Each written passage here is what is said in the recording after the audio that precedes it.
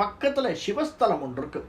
அங்கேருந்து நடந்து போனால் ஒரு 10 அடியில் இருக்கக்கூடியது திருநாகேஸ்வரம்னு ரொம்ப சைவர்களுக்கெல்லாம் விசேஷமான ஸ்தலம் மட்டுமல்ல.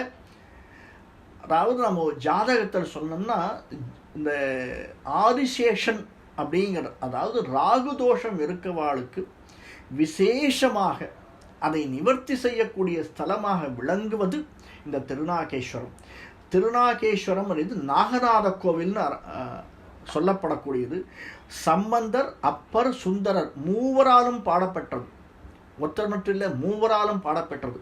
இந்த கோயில் எப்படி துளசீவனம்னு இந்த பக்கம் இருக்கோ அந்த மாதிரி அந்த இடத்திற்கு பேர் ஷண்பகவனம்னு பேர். இந்த செண்பக மரங்கள் நிறைய இருந்ததாம். நீங்கள் பார்க்கலாம், இந்த துளசீவனத்துக்கும் செண்பக மரத்துக்கும் எப்பயுமே பக்கத்தில் இருக்கக்கூடியதான ஒன்று. துளசி ஒரு தனி வாடை அடிக்கும், செண்பகம் ஒரு தனி வாடை அடிக்கும். இரண்டுமே மக்களை கவரக்கூடியதாக இருக்கக்கூடும்.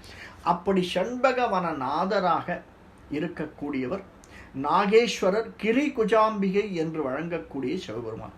இங்கே ரொம்ப பிரசித்தம் என்னன்னா மங்கள ராகு, அதாவது ராகவல்லி நாககன்னிகையின் 2 பத்னியுடன் இருக்கக்கூடிய மங்கள ராகுவாக விளங்குகிறார் ராகு. இந்த சந்நிதியை சேவிச்சுட்டு சுற்றி வரைச்சு தென்மேற்கு மூலையில் ராகுனுடைய அந்த சிலையை நம்ம பார்க்கலாம். ரொம்ப விசேஷமாக ராகு காலத்தில் பூஜை பண்ணுவா. ராகு காலத்தில் பூஜை பண்ணுற போது பால் அபிஷேகம் பண்ணுவா, திருமஞ்சனம் பண்ணுவா.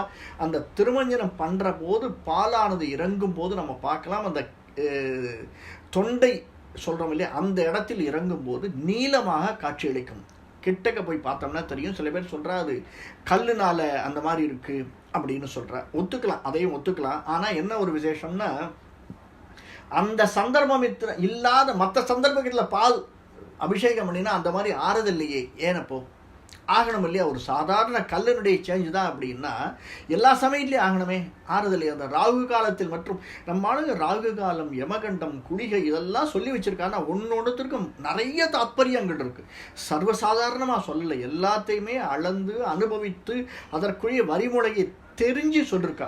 அப்படிப்பட்ட ஒரு ராகு காலத்தில் ராகுவனுடைய தோஷம் இருக்கக்கூடியவர்கள் இந்த ஸ்தலத்தில் போய் அந்த ராகு பெருமானுக்கு அபிஷேகம் பண்ணி திருமஞ்சனம் பண்ணி அதை நாம் தீர்த்த சாப்பிட்டோம்னா, அந்த பாலை சாப்பிட்டோம்னா அவ்வளவு நிவர்த்தின்னு. அப்படிப்பட்டது ஒரு ராகுஸ்தலமாக இருக்கக்கூடியது, பெருமாளுடைய பக்கத்தில் இருக்கக்கூடியது இந்த ராகுஸ்தலம். நன்றி. இந்த காணொலி பிடிச்சிருந்ததுன்னா லைக் பண்ணுங்கள், சப்ஸ்கிரைப் பண்ணுங்கள், ஷேர் பண்ணுங்கள். வணக்கம்.